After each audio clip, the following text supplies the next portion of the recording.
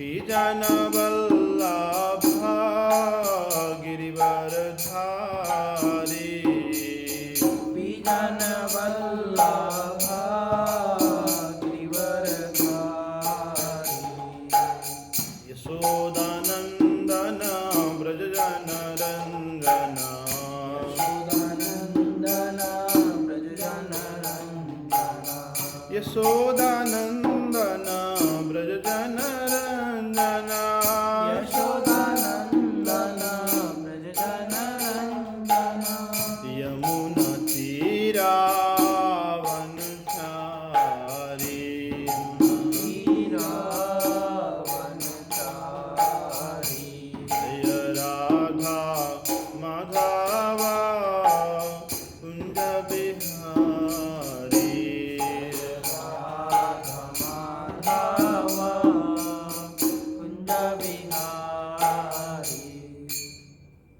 जय श्री श्री राधा माधव की पतित पावन श्री गौर निताई की शील प्रभुपाद की ओम अज्ञानतिमिरान्धस्य ज्ञानाञ्जनशलाकया चक्षुरुन्मिलितं येन तस्मै श्रीगुरुवे नमः वाञ्छाकल्पतरुभ्यश्च कृपा सिन्धुभ्यैव च पतितानां पावनेभ्यो वैष्णवेभ्यो नमो नमः श्री कृष्ण चैतन्य प्रभु नित्यानंद श्री अद्वैत गदाधर श्रीवासादि गौर भक्त वृंद हरे कृष्णा कृष्णा कृष्णा हरे हरे हरे राम राम राम हरे हरे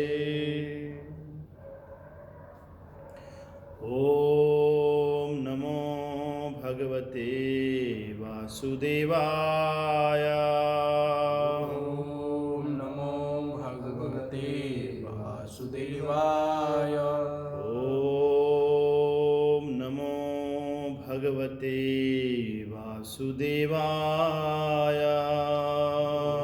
ओम नमो भगवते वासुदेवाय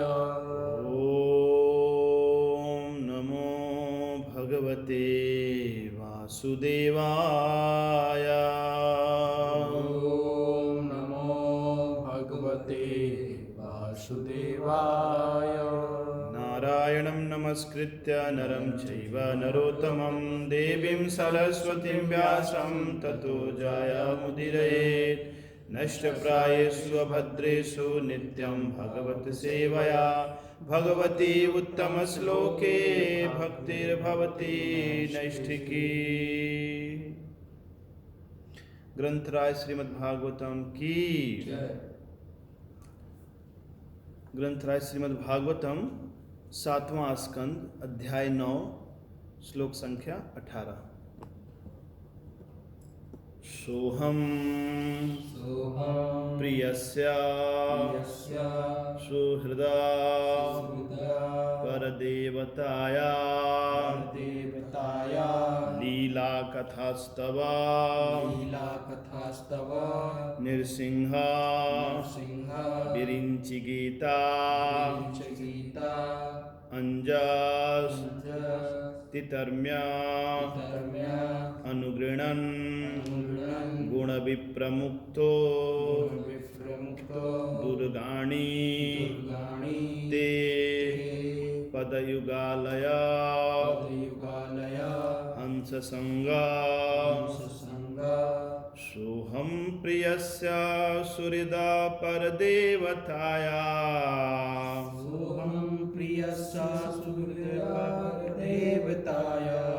लीला कथास्तव नृसिंह विरिंच गीता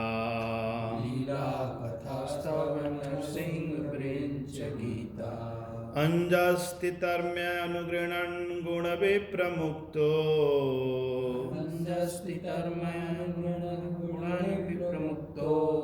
दुर्गाणि ते पदयुगालय हंस संगा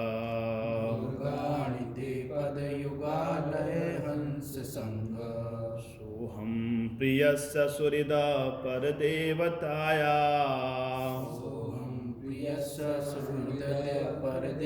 देवताया लीला कथास्तव नृसिंह विरिंच गीता लीला कथास्तव नृसिंह विरिंच गीता अंजस्ति तर्म्यनुगृणन् गुणविप्रमुक्तो अंजस्ति गुणविप्रमुक्तो दुर्गाणि ते पदयुगालय हंस संगा दुर्गाणि ते पदयुगालय हंस संगा।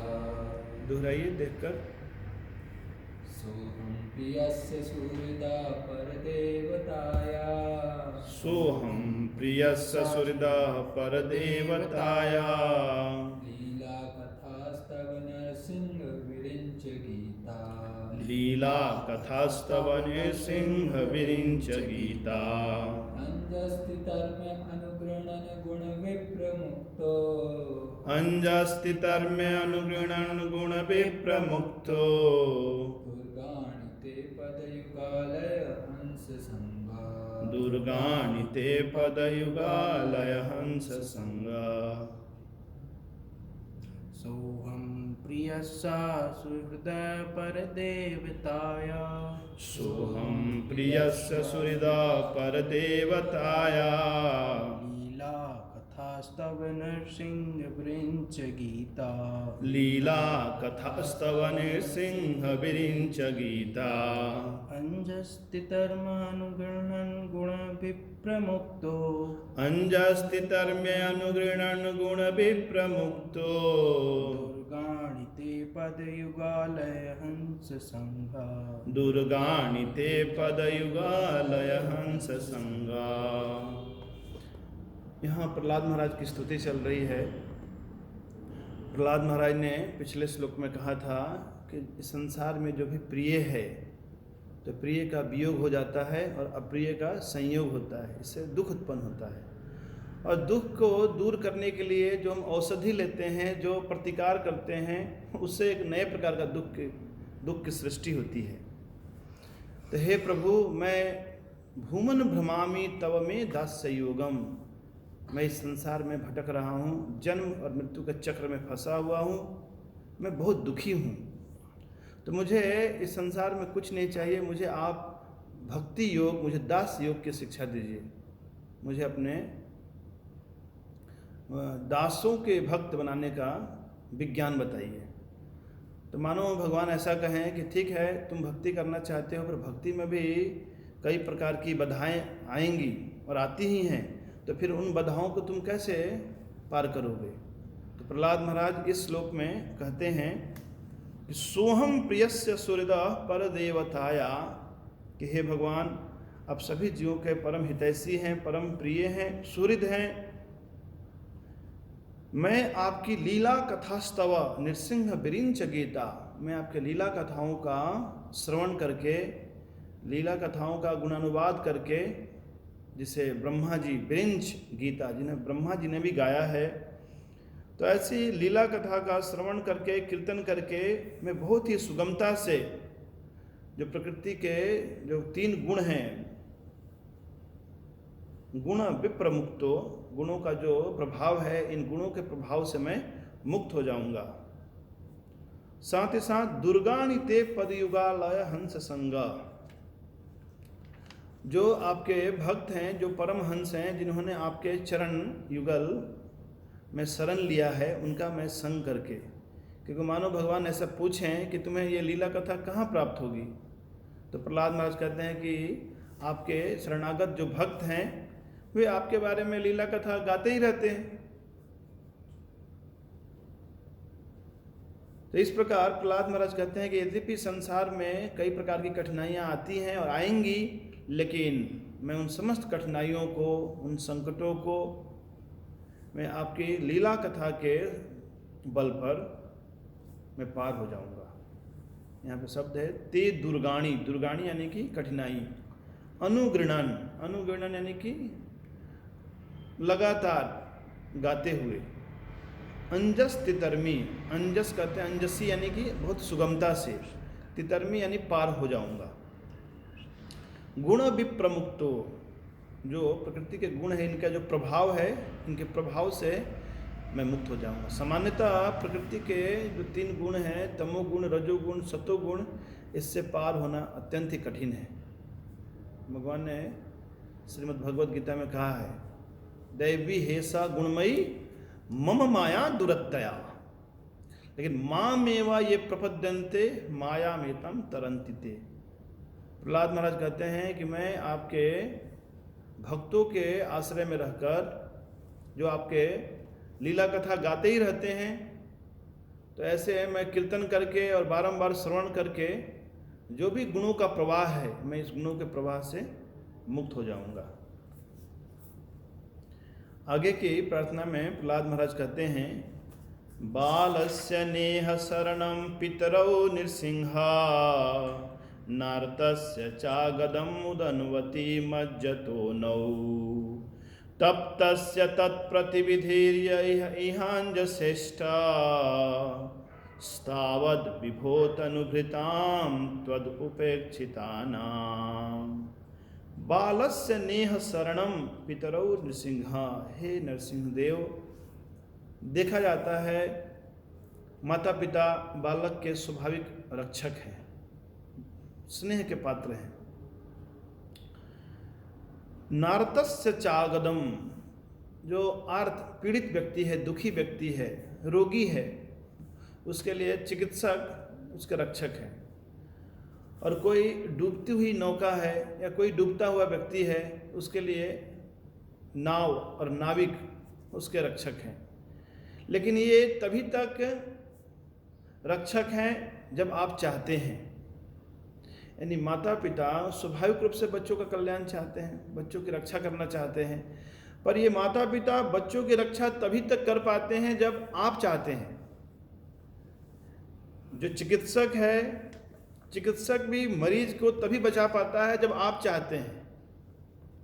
और नाव और नाविक डूबते हुए व्यक्ति को तभी बचा पाता है जब आप चाहते हैं। यानी कि वास्तविक रक्षक आप हैं। लेकिन यदि आप किसी की उपेक्षा कर दें, हे प्रभु तनुभृताम तद उपेक्षिता नाम, यदि आप उपेक्षित करते हैं किसी को, तो चाहे कोई कितना भी योग्य माता पिता क्यों न हो, योग्य यानी कि उनके पास प्रचुर धन हो, सामर्थ्य है, लेकिन फिर भी वे अपने बच्चों की रक्षा नहीं कर पाते। देखा भी जाता है, कभी कभी बच्चे बीमार हो जाते हैं, अच्छी से अच्छी चिकित्सा सुविधा उपलब्ध कराई जाती है, अच्छी से अच्छी औषधि दी जाती है, फिर भी बच्चे बचते नहीं हैं। उसी प्रकार नाव, आपको पता होगा कि एक बार बहुत ही सुंदर नाव बना था, शिप टाइटैनिक। तो ऐसी भविष्यवाणी की थी कि यह ऐसा शिप है जो कभी डूबेगा नहीं। और उसके साथ उसका दुर्भाग्य, प्रथम ही यात्रा में वो अटलांटिक ओशन में जाकर टकराया एक आइसबर्ग से, और वहीं पे जाकर बैठ गया। उसमें दुनिया भर के गणमान्य व्यक्ति बैठे थे, क्योंकि सबको था कि मैंने पहली यात्रा इस शिप में की थी। तो कहने का अर्थ है कि जब तक भगवान किसी की रक्षा नहीं करना चाहते तो किसी की रक्षा नहीं होती। जैसे परीक्षित महाराज की रक्षा भगवान ने उनके माँ के गर्भ में ही की, क्योंकि भगवान बचाना चाहते हैं। तो यद्यपि अश्वत्थामा ने ब्रह्मास्त्र छोड़े थे परीक्षित महाराज को लक्षित करके, लेकिन कुछ भी नहीं कर पाया। तो उसी बात को प्रहलाद महाराज यहाँ कहते हैं कि हे भगवान, आप ही जीवों के दुख दूर करने वाले हैं, आप ही उनके वास्तविक रक्षक हैं। और यदि कहीं रक्षा हो रही है तो उसमें आपकी कृपा है। और यदि आप नहीं चाहते हैं कि किसी की रक्षा हो तो कोई बचा नहीं सकता।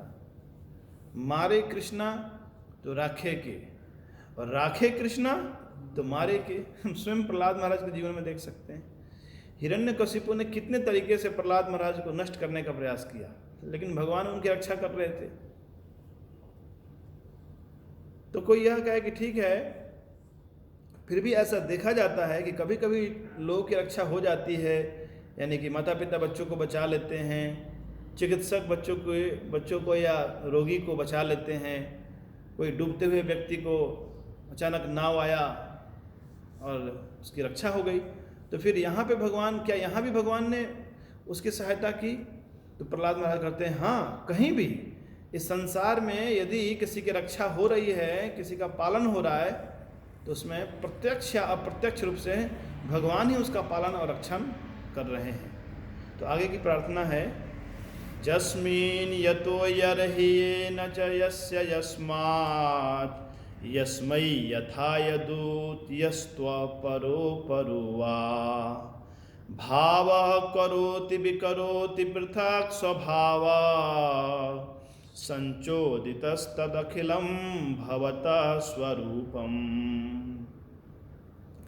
कि यदि कहीं किसी की रक्षा हो रही है, दुख मिटाया जा रहा है, तो जस्मिन यानी कि उस स्थान पर, मानो हमें सर्दी लगती है, तो सर्दी से बचने के लिए हम एक ऐसे स्थान पे चले गए जहाँ पे हवा का प्रवेश नहीं है, तो हमारी रक्षा हो गई।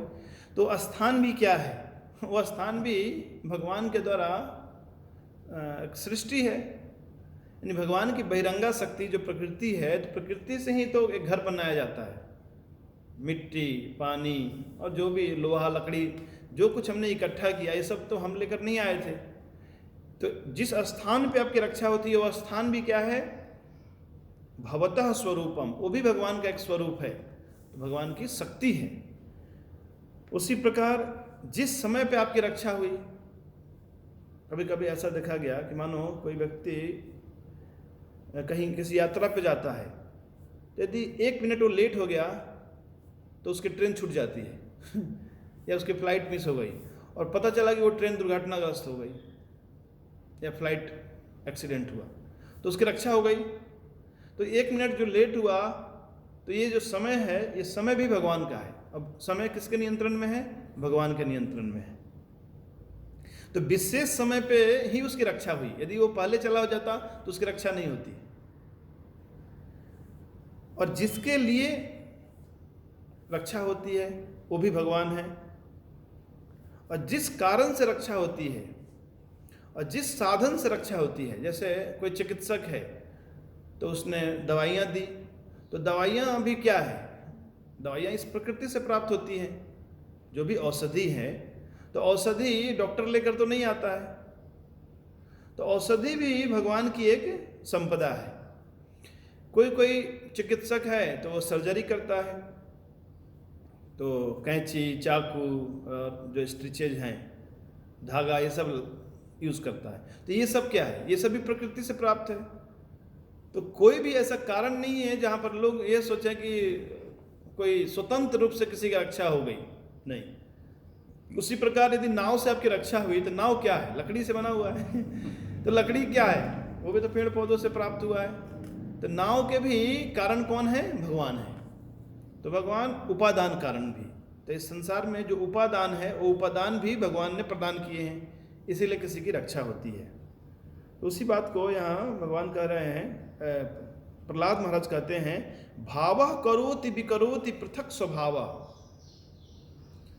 तो करोति और विकरोति, करोति यानी कि डायरेक्ट कुछ करना, और विकरोति यानी कि कुछ इनडायरेक्ट करना। तो इस सृष्टि में जो कुछ डायरेक्ट और इनडायरेक्ट हो रहा है, ये सब कुछ भगवान के नियंत्रण में है।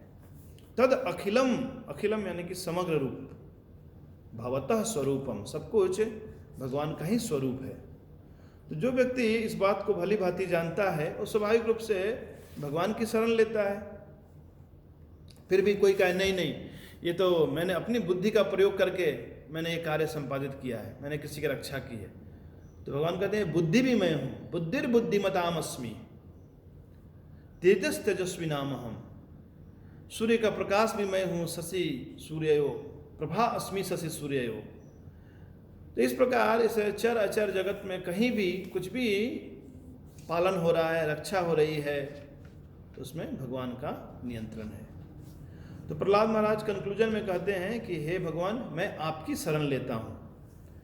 माया मनः सृजति कर्ममयं बलीयः कालेन चोदित गुणानुमतेन पुंसः छंदोमयं यद जयार्पित षोडसारं संसार चक्रमज को अतिथिरे त्वदन्यः। माया मनः सृजति कर्ममयं बलीयः। माया मन की सृष्टि करती है। माया मनः सृजति कर्ममयम बलीय, और ये मन कैसा है? कर्ममयम और बलीयम, क्योंकि हमारे मन में कर्म करने की इच्छा होती है, सुख भोगने की कामना से। तो भगवान सृष्टि कैसे करते हैं? कारणोदकसाई विष्णु के रूप में। यहाँ लिखा है गुणानुमतेन पुंसः, पुंसः यानी कि पुरुषावतार। कौन है भगवान के पुरुषावतार? प्रथम पुरुषावतार कारणोदकसाई विष्णु। तो कारणोदकसाई विष्णु या महाविष्णु जब प्रकृति पर दृष्टिपात करते हैं तो इस प्रकृति की जो साम्य अवस्था है, तमोगुण रजोगुण सतोगुण की, वो उसमें क्षोभ उत्पन्न होता है, और क्षोभ के परिणाम स्वरूप फिर सृष्टि प्रारंभ होती है। तो सृष्टि में पहले सूक्ष्म शरीर निर्मित होते हैं, यानी कि मन, बुद्धि और अहंकार। तो जीवों की जो भी वासनाएं होती हैं, जो भी उनकी इच्छाएं होती हैं भोग भोगने की, तो उसी के तद अनुरूप उन्हें शरीर प्रदान किया जाता है। तो यहाँ प्रहलाद महाराज कहते हैं कि कालेन चोदिता गुणानुमतेन पुंसः। कालेन यानी कि सब जीव काल के प्रभाव में है, यानी कोई व्यक्ति किसी का रक्षक नहीं है, क्योंकि संसारी जो लोग हैं वे तो स्वयं ही काल के मुंह में प्रवेश कर रहे हैं। जैसे मानो कोई व्यक्ति, किसी व्यक्ति को अजगर ने ग्रास कर लिया है, अब दूसरे किसी व्यक्ति को अजगर ने फिर पकड़ लिया, तो ये व्यक्ति उसकी रक्षा नहीं कर सकता। तो वैसे ही जो व्यक्ति स्वयं ही संसार चक्र में फंसा हुआ है तो वो व्यक्ति कैसे किसी की रक्षा कर पाएगा? तो माता पिता बच्चों के वास्तविक रक्षक नहीं है, चिकित्सक मरीज के वास्तविक रक्षक नहीं है, और डूबने वाले व्यक्ति के लिए नाविक या नाव वास्तविक रक्षक नहीं है, क्योंकि इनका ही भरोसा नहीं है। यानी कि हम जिन्हें रक्षक मानते हैं वे वास्तविक रक्षक नहीं है। तो भगवान की शरण लेना यही वास्तविक बुद्धिमानी है। श्रीमद् भागवतम में ही कहा गया है कि यदि कोई व्यक्ति भगवान को छोड़कर किसी अन्य व्यक्ति का आश्रय लेता है इस संसार, इस भव सागर से पार होने के लिए, तो ऐसा ही है जैसे कोई व्यक्ति कुत्ते की पूंछ पकड़कर, जैसे मानो आपने देखा कोई कुत्ता है वो थोड़ा किनारे में तैर रहा है, तो आपने कुत्ते की पूंछ पकड़कर इस सागर को पार करने का प्रयास किया, क्या होगा? कुत्ता तो डूबेगा ही, आपको भी डुबाएगा।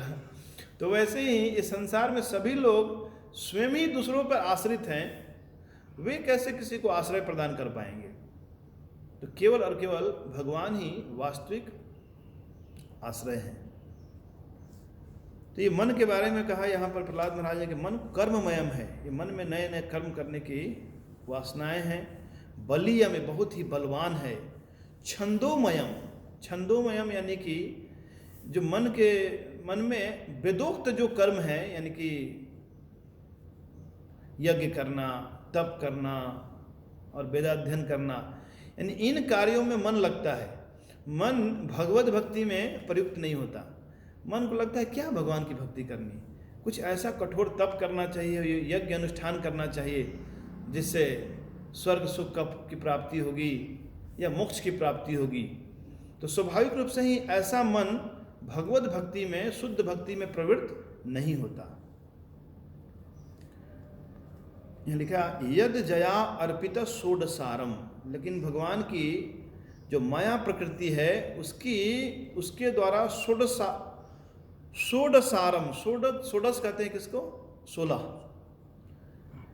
अविद्या के कारण जीव एक ऐसे चक्र में फंसा हुआ है जहां पर 16 अरिया हैं। अरिया मतलब कहते हैं जैसे चक्र होता है ना, तो उसके अंदर एक एक वैसे उसे कहते हैं आरी।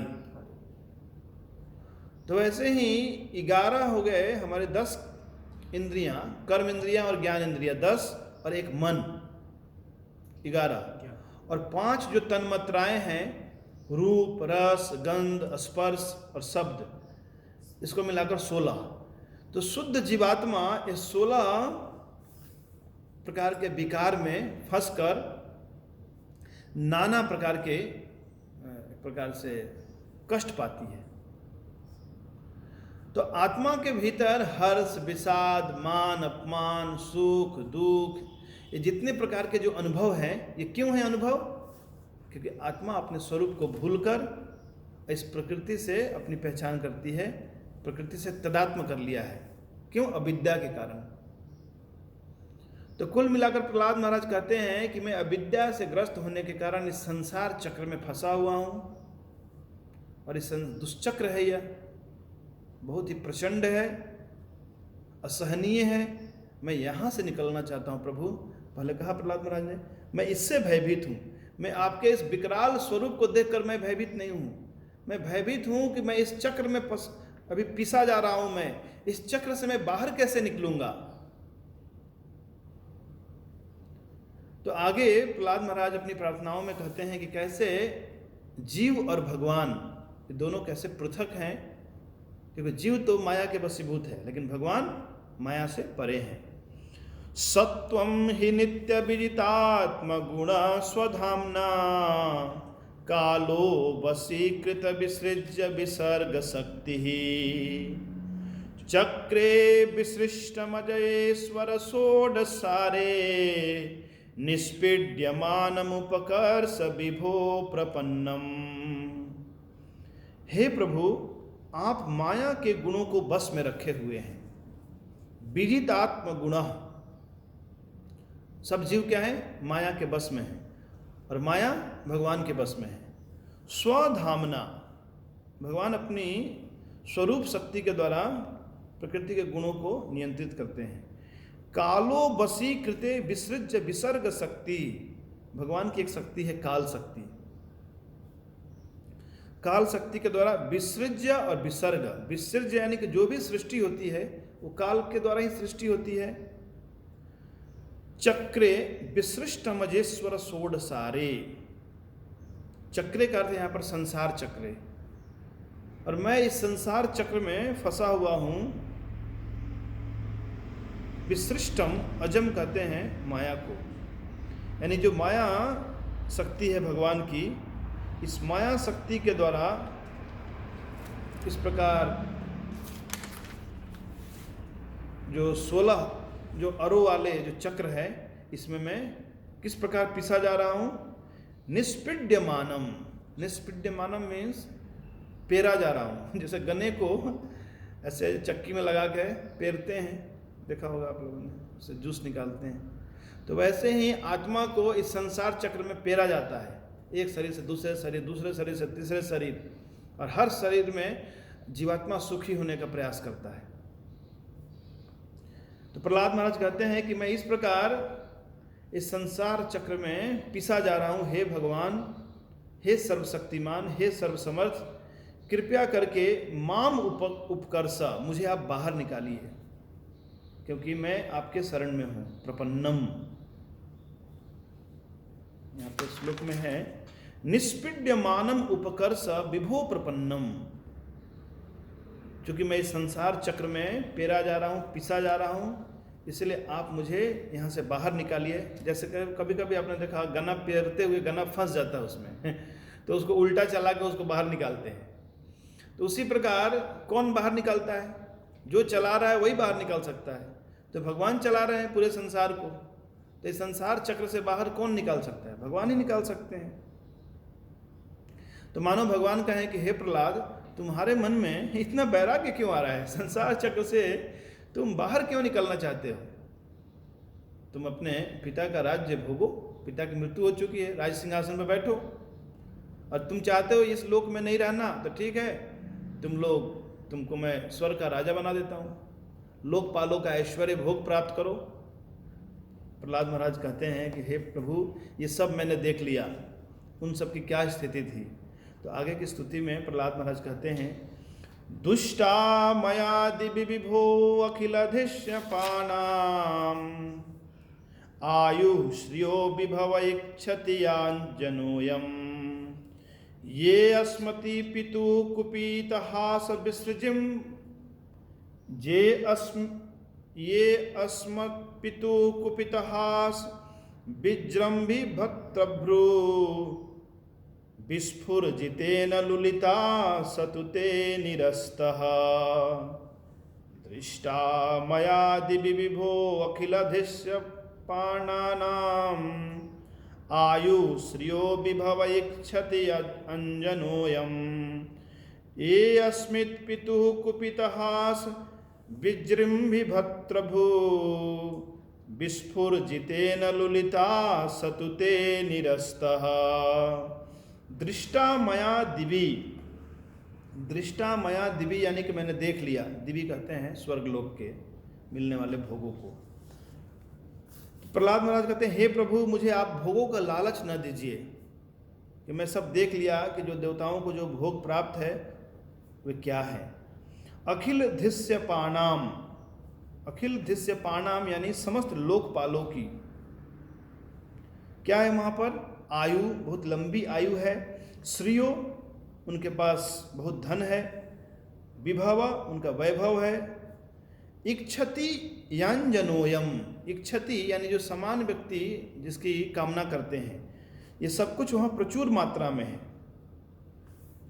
जे अस्मित पितुः कुपिता, तो यद्यपि इनके पास लंबी आयु है, इनके पास प्रचुर धन है, बहुत बड़ा पद है, महान ऐश्वर्य वैभव है, पर सब जब मेरे पिताजी जे अस्मित पितु, पितु यानी मेरे पिता, कुपिता जब वे कुपित होते थे, हास जब हंसते थे, विजृंभी जब ऐसा कुछ बोलते थे,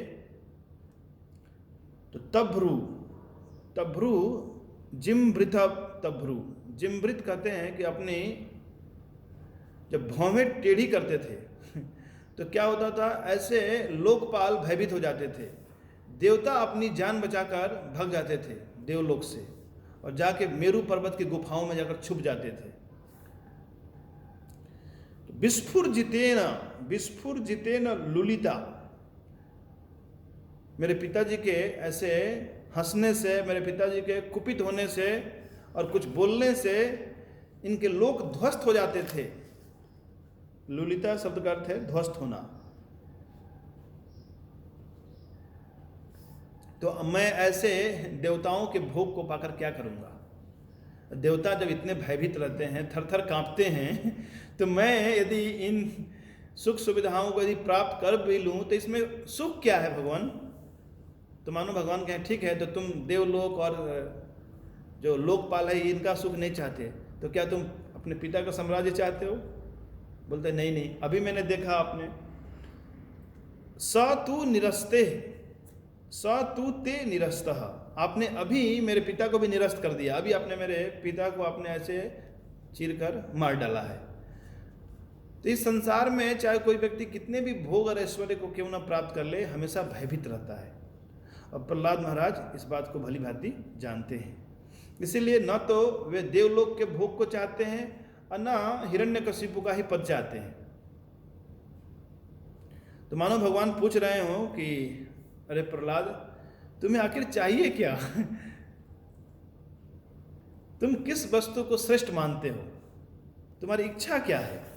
तो प्रहलाद महाराज 24वें श्लोक में कहते हैं, तस्माद् उस्तनुभृतां महसी सुअज्ञा आयु श्रियं विभवमेन्द्रियमा विरिञ्चात् नेच्छामि ते विलुलितानुरूप विक्रमेण कालात्मनोपनय मां निजभृत्य पार्श्वम् तस्मान्मुस्तनुभृतामहमासि सुअज्ञा आयु श्रियं विभवमेन्द्रियमा विरिञ्चात् नेच्छामि ते विलुलितानुरूप विक्रमेण कालात्मनोपनय मां निजभृत्य पार्श्वम्।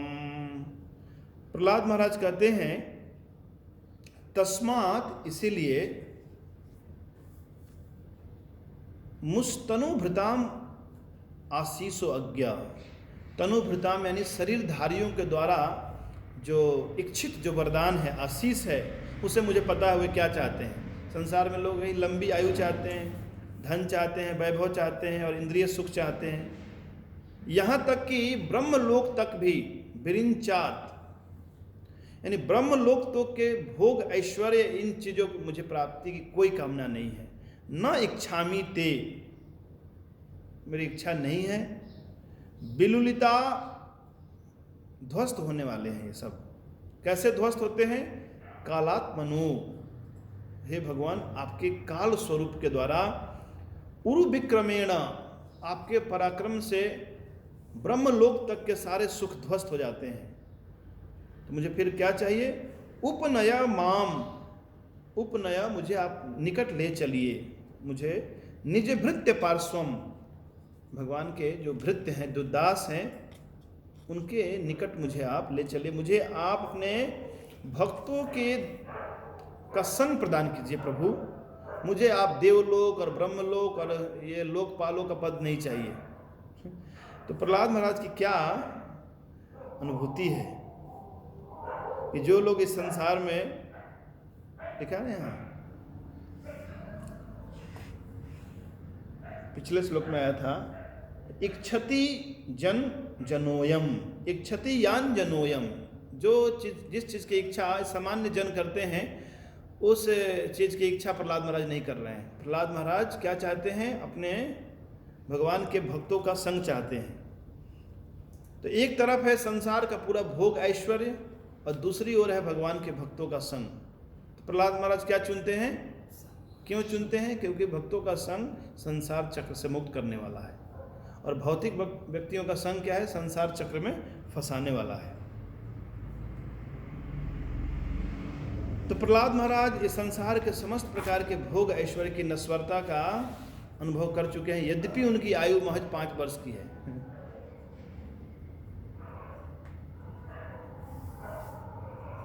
तो कोई कह सकता है ठीक है, भविष्य में कोई सुख नहीं है, तो वर्तमान काल में क्या कोई सुख है? तो प्रहलाद महाराज कहते हैं नहीं नहीं, वर्तमान काल में भी कोई सुख नहीं है, इस जीवन में भी। प्रहलाद महाराज का कितना वैराग्य है।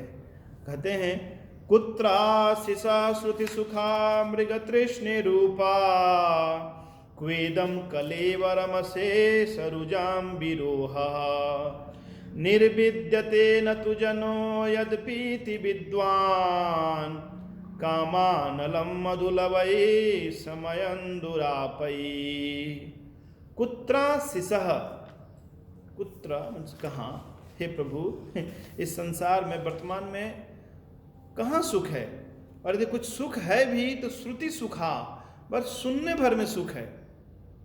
मृग तृष्णि रूपा, और देखने में क्या है? मृग तृष्णा के समान है। इस भौतिक जगत के सुख का यही स्वभाव है। जब तक आपको सुख मिला नहीं, जब तक आपने सुना था तभी तक सुख मिलता है, जब मिल जाएगा तो पता चलेगा कोई सुख नहीं है। वैसे ही दूर से ऐसा प्रतीत होता है कि उसमें सुख है। उदाहरण देते हैं एक फतिंगे का। फतिंगा आग की ओर देखता है, पीत वर्ण के, और बहुत आकर्षित होता है, सोचता है कि मैं वहाँ जाऊँगा, बहुत सुख मिलेगा। यानी जब तक ऐसा सोचता है तभी तक वो सुखी है, लेकिन जैसे ही वो अग्नि के निकट जाता है, उसके पंख जल जाते हैं और छटपटा कर वहीं मर जाता है। उसी प्रकार जब तक व्यक्ति को नौकरी नहीं मिली है तब तक लगता है उसको सुख मिलेगा। नौकरी मिलने के बाद जब नौकरी मिलती है, 10-12 घंटे जब उसको काम करने पड़ते हैं और हमेशा भयभीत रहता है कहीं नौकरी से निकाल ना दिया जाऊं। वैसे ही जिनकी शादी नहीं हुई है तो उनको लगता है कि शादी करके बहुत सुख मिलेगा। प्रभुपाद जी कहते हैं दिल्ली का लड्डू जो खाए वो पछता है, जो ना खाए वो पछता है।